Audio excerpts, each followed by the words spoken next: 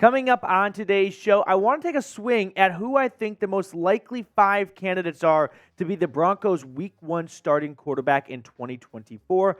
Because after benching Russell Wilson the last 2 weeks of the year, that relationship seems completely fractured. And they might have said at the press conference, nothing's a done deal, but in my eyes, it was a done deal the moment they benched Russell Wilson. So now let's look at the 5 most likely candidates to be the starting quarterback in Week 1 of 2024. And come September, I think Jarrett Stidham might be the most likely candidate. Why?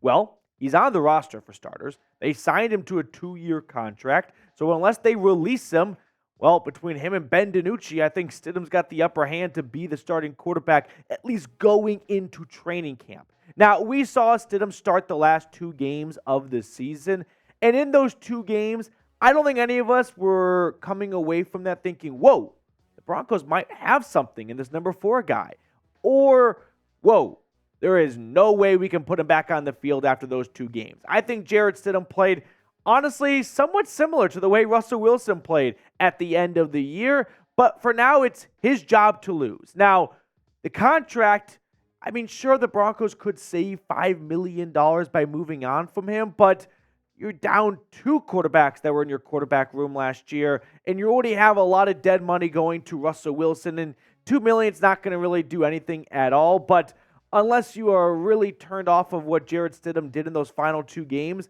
it seems most likely he returns in 2024, and he goes into training camp, in my eyes, as the team's starting quarterback. Like, unless they make some blockbuster trade for a starting quarterback, or they jump up the draft charts to get Caleb Williams or Drake May, I think Jarrett Stidham goes into OTAs and into minicamp and into training camp as this team's starting quarterback, as long as he still is on their roster. Now, let's check out some other possible Week 1 starters, beginning with Bo Nix. Why do I have Bo Nix at number 2? I tossed and turned with this. And I don't have Bo Nix at number 2 because I think Bo Nix is going to be some sensational quarterback in the NFL. But I believe that the Broncos do not have the assets to move up to get Caleb Williams, Drake May, or Jaden Daniels. They don't have a second-round pick. A 12th overall pick is not a very enticing pick swap compared to last year with the Panthers still being in the top 10. And also, who are you going to get at number 12, right? If you don't move up, and it takes 2 to tango, I don't think Chicago, Washington, or New England wants to move out of the top 3. Well, in that case, if you're staying pat at number 12, are you going to go with Michael Penix, Bo Nix, or J.J. McCarthy? Probably not. You'd probably go best player available, maybe that defensive end or a cornerback or something in that neighborhood, maybe even trade back a little bit. And in that scenario, day 2 rolls around. I don't think Bo Nix is going to be a first-round pick. And he might be your next best option, right? He might be someone that Sean Payton looks at and goes, now that's a quarterback that I think can thrive and fit in my system well. Let's get some more background on Bo Nix. He's 6'2", 217 pounds. Now, he did not really thrive at Auburn, but then he transferred to Oregon, 5-year starter, so he's got loads of experience. And I think Sean Payton's going to be drawn towards that, right? Not a quarterback that's going to come in and still learning the position. No, he knows how to play quarterback. He knows how to command an offense, how to command a huddle, how to march a team down the field in a 2-minute drill, situational football like that. But he does have some cons to him. He's a check down Charlie. His average depth of target, meaning every time Bo Nix threw a pass, whether it was completed or not, the intended receiver was about 7 yards from the line of scrimmage. We're not picking up many chunks of yards if we're throwing 7 yards from the line of scrimmage.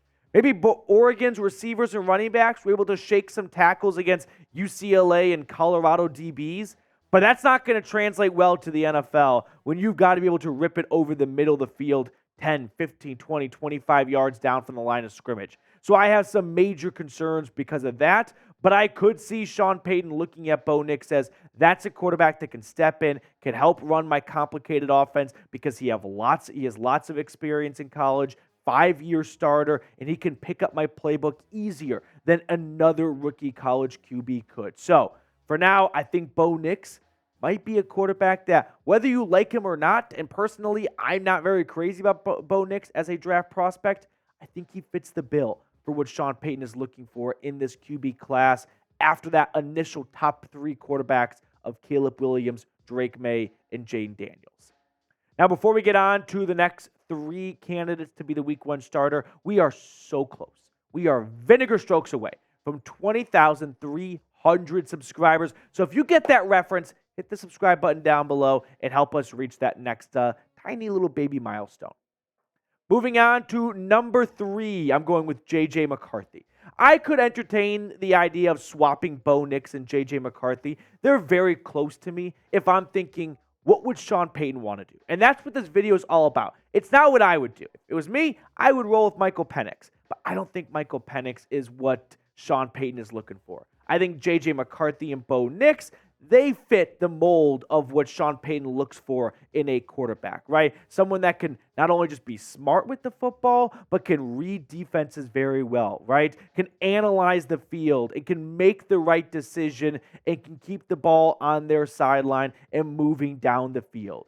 J.J. McCarthy, 6'3", 202 pounds. We see some great moments of accuracy from J.J. McCarthy. I remember that Ohio State game, the way he just layered some of those balls above the linebackers and below the DBs.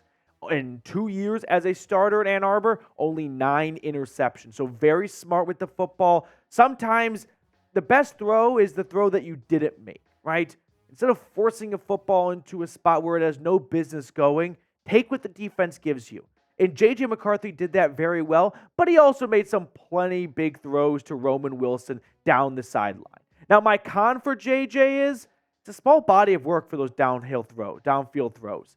Michigan ran the ball a ton this past season. They never called on J.J. McCarthy to lead them from behind and make a miraculous 14-point comeback in the second half.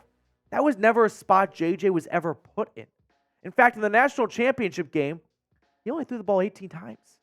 So if we are looking for a quarterback that can put a cape on and lead a 2-minute drill down by 7, game-winning drive in the fourth quarter, we haven't seen that out of J.J. McCarthy.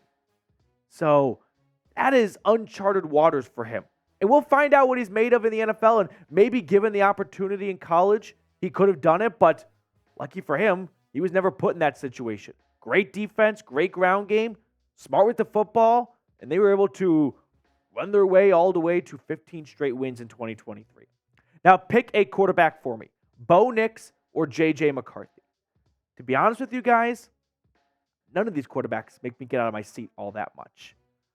I don't really see the lure to J.J. McCarthy, because I just didn't see enough from him in college to believe that's an NFL starting quarterback worthy of a first-round grade. But I believe picking a quarterback in round 3 is never a bad idea. The Seahawks did that with Russell Wilson. Worked out pretty well. The Washington Redskins did that. The same year they drafted RG3 second overall, they went with Kirk Cousins. Why? Because they saw something in Kirk Cousins. Worked out pretty well. So whether or not you like one of these QBs, I'm all for throwing a dart at the board in rounds 3, rounds 4 at quarterback, because if you miss, oh well. It's a third-round pick gone down the drain. Go look at previous third-rounders. They're not all hits. But if it does hit, you are in a great spot, and you can cover up what was a disaster contract for Russell Wilson. This one's not going to get people very excited. Jimmy Garoppolo at number 4. Now, Jimmy Garoppolo, for all intents and purposes, is not a free agent at this moment, but does anyone see the Raiders bringing him back? He was benched a third of the way into the season after that Lions disaster game on Monday Night Football, and his head coach was fired. The GM that brought him in was fired, and I don't think Antonio Pierce wants to retain Jimmy Garoppolo's services. Now, unfortunately for the Raiders, but also fortunately for Broncos country, because it's bad news for the Raiders, they gave him a 3-year contract with about $45-ish million guaranteed, which means they can't release him until after June 1st if they want to get any level of cap savings. After June 1, they can split that cap hit and put it over 2024 and 2025, and then come away with $12.1 million in cap savings. It's been tough sledding for Jimmy Garoppolo the last couple of seasons. He's one of the most accurate quarterbacks in football, actually, like all time. You'd be surprised. I think he's top 5 in completion percentage. But the last 2 years, lack of availability, right? Took over from Trey Lance in San Francisco. He goes down. Brock Purdy, well, the rest is history. And then this year, he got banged up a little bit at times, but ultimately, he was benched because of his play, and it was putrid. I don't like this. I don't. I do not like the idea of Jimmy Garoppolo being the Denver Broncos starting quarterback week 1, 2024. You're already out so much money for moving out from Russell Wilson. You also paid Jarrett Stidham $10 million, so it's not nothing. And now you're going to add another quarterback to your QB room bill. I don't like this idea at all, but I can at least see the world where we live in where Jimmy Garoppolo might be plan D for Denver, because there is a remote possibility that at the end of April, and I don't think it's all that remote actually, the Broncos come out of the draft not getting any quarterback they deem even remotely possible of starting. And so after going through rookie minicamp and whatnot, maybe with that post-June 1 release in Las Vegas, Sean Payton turns to Jimmy Garoppolo as, you're my next best option. I don't think Jarrett Stidham can get the job done for whatever reason at this point. And I know that you have plenty of experience, and so you're a smart quarterback. You've been around the league. You've worked with a lot of really good head coaches and Belichick and Shanahan. Let's see if you can master my offense and just kind of bridge 2024 until the 2025 draft when we can pick our hopeful QB for the future in Shedeur Sanders. Okay, now let's finish up with number 5, which is Gardner Minshew. I like Gardner Minshew a lot more than Jimmy Garoppolo. The issue is, so does every other NFL GM. And so Gardner Minshew is going to be perceived as a much more attractive free agent this offseason than Jimmy Garoppolo will be when he most likely gets released by the Las Vegas Raiders. Minshew filling in for Anthony Richardson for much of this past season, if not almost all of it, did an incredible job. Exceeded everyone's expectations. Basically had the Colts in a playoff game, Week 18 at home against Houston. Ultimately, a drop pass, which was a pretty good thrown ball by him, was the difference maker in that game. I think ultimately, though, Minshew get more money elsewhere. Like Denver goes into this offseason $20 million over the salary cap. They've got other needs to fill, and I don't think Gardner Minshew is going to take less money because it's his lifelong dream to come play for the Denver Broncos. I'm thinking Gardner Minshew, he's going to get some calls this offseason because if we learned one thing in 2023, it's you better have a good plan at backup quarterback. Half of the league lost their starting quarterback at some point for some duration. And Gardner Minshew proved how valuable of a backup QB he was because he kept the Colts in contention. So I'm guessing there are going to be a lot of other teams that call Gardner Minshew going, we don't want you as a starter, but we're going to make you the highest paid backup quarterback in football because we don't want our season to go down the drain because our starter goes down for 3, 4, or 5 games. And if you come in for 4, 5, 6 weeks maybe potentially, if you can keep us at 500, go 2-2, 3-2 even in that stretch, we can keep the wheels on this thing. And if there's one guy that knows that, it is Sean Payton. Like Teddy Bridgewater did a phenomenal job filling in for Drew Brees for a stretch, but Teddy Bridgewater didn't come in at that moment having a very high track record in his career, right? A lot of the league thought he was somewhat washed, and unfortunately not washed, but just never going to be able to recover from that injury in Minnesota. It was only after New Orleans. He got some money in Carolina and then Denver. But this is Gardner Minshew post-New Orleans in this analogy. And I don't think the Broncos are going to be able to afford him. All right, so with that being said, let me toss this question your direction. Who will start week 1 for the Broncos? I don't think it's going to be Russell Wilson. I don't see how they can bring that elephant back in the room. They might try and pretend like they had a conversation and ultimately decided to move on. I think the moment they benched Russell Wilson, they knew he was not returning in 2024. So let me know down below in the comment section who you think will start week 1. Okay, that's going to do it for us on today's show. Thank you so much for tuning in. I always appreciate those of you that take time out of your day to come hang out with us here on the channel. So we will sign off and let you go out and enjoy the rest of your weekend.